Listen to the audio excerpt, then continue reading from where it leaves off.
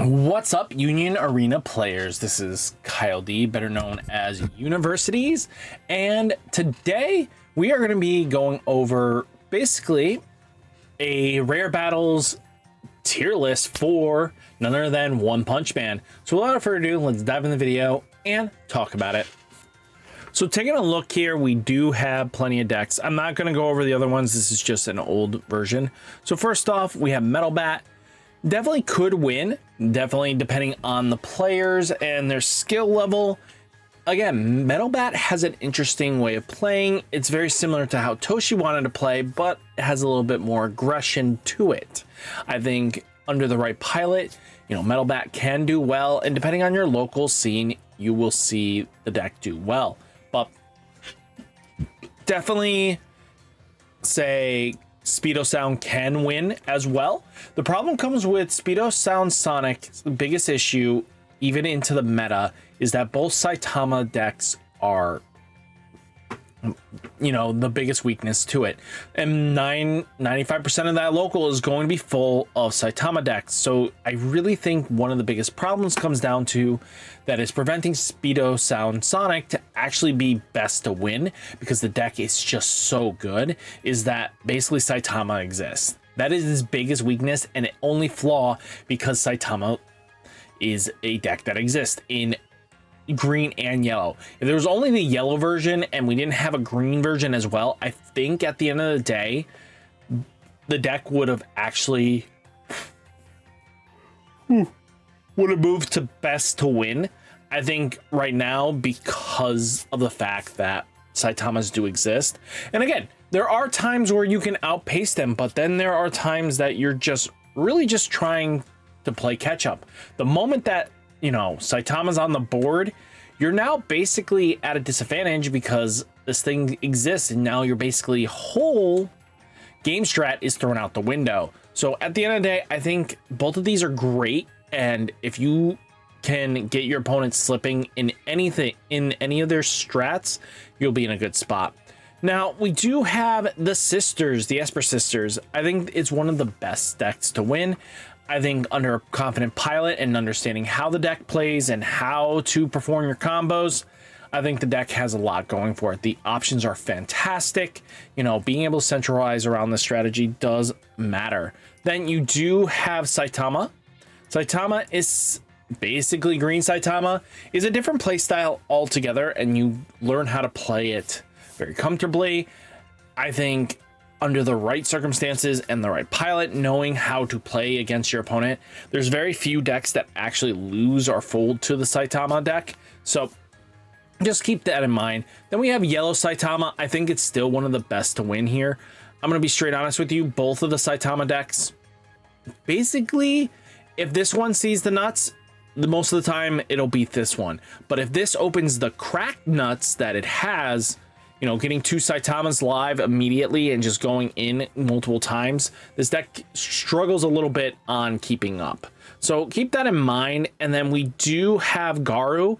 I think Garou is probably one of the better contenders, the best to win as well. I think right pilot, understanding of how the deck operates can lead to being a good sentiment. I think the ability that it has in general, being able to just have getting to that 15 in trash and then having these great powerful backing behind it really does bring everything home. So let's take a look at Metal Bat itself. Here's just a good generic list to kind of just get you thinking about what you want to play Metal Bat with. And like I said, we take a look, Metal Bat has Nullify Impact in default, but if you take a look here, this character gains all abilities listed below if you have the required number of heroes affiliate cards on your field, 3 or more, impact, 6 or more when sideline. You may place 1 card from your hand into your sideline. If you do, play this card set to rest.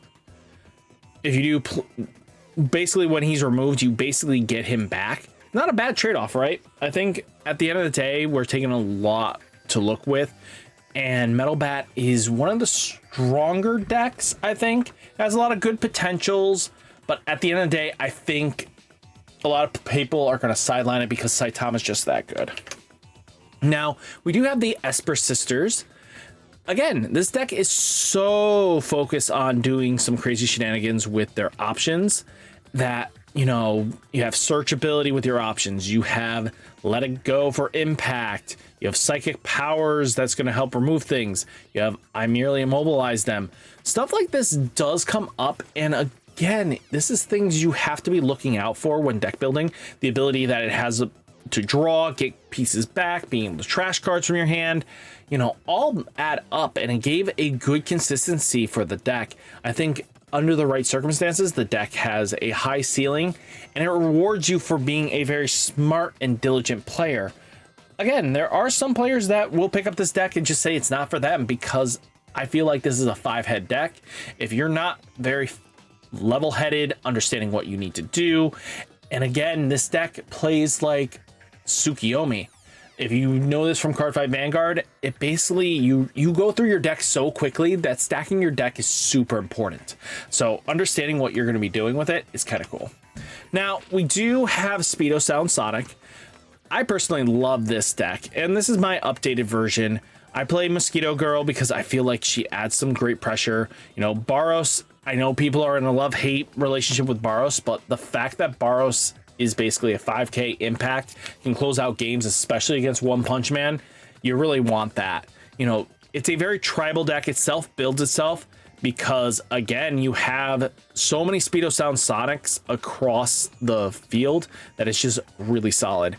I think, to be honest with you, I would probably go -1 on the 2 AP and just bring up this Boros to a full play set is my only change. But with the deck, how it plays, I'm really happy with how it goes, and I feel like I have the world in my hand against normal locals. Now, then we have Boros, or Garou. So if you are playing a deck that wants to focus on getting to 15 or more, this, or in your sideline, this will do. So you may play 1 AP, you may pay 1 AP. If you do, choose up to 1 character on your opponent's front line with BP less than or equal to this character's BP, sideline it. You know, I really like this combination, and again, Boros is solid enough. You know, Garou having so many different avenue points, especially because of how it plays, is really solid. I love Garou. It plays really nicely. It uses Monster Association. It's a very much useful card because you want to get cards in your trash to activate a lot of your skills. So at the end of the day, you use the site to your advantage, and Garou is just going to be hitting you once you're 15. So taking a look here, we do have Yellow Saitama. Yellow Saitama with Genos, you know, is really cool, to be honest with you. You know, Saitama comes in with double damage. You have the other Saitama that's basically coming in at the end of attack phase and moves this character to your energy line. You know, it all adds up and applies pressure, right? I think a lot of players are sleeping on certain builds, but this is a very solid starting point build to kind of get you going. You know, 1 punch to help remove life or give something at least impact 1. And then basically if you have, you know, impact 1+, you can just increase from there. But at the end of the day, I really like how the deck is built. I mean, you can play the other Saitama from the starter deck and just boom, you're all set. Now, we do have Green Saitama. This deck, like I was mentioning before, you do want to play it slightly differently than what you conventionally have. This one is focusing on all the goodies that you want to see. Well, Saitama basically will come down once you're ready. You use Silver Fang to keep block tempo up, and then you use King to kind of just make sure that you get your Saitama live as soon as possible. Because once Saitama's live and on the board, your opponent doesn't have much threats to answer this thing, just because they'll just block and just keep this thing swinging at you.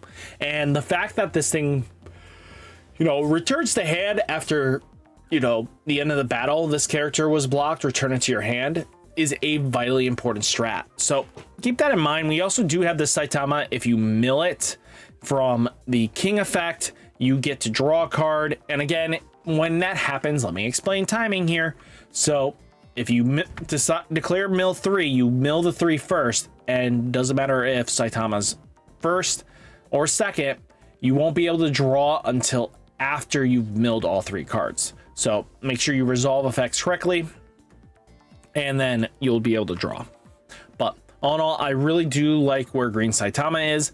The deck plays extremely well. But hopefully you guys enjoyed the video, and tell me what deck you're playing in your rare battles. Have you won with one of these decks for your rare battles? Let me know down in the comments. Hit that like button, hit that subscribe button. Stay safe, stay healthy, and I'll catch you next one. Peace.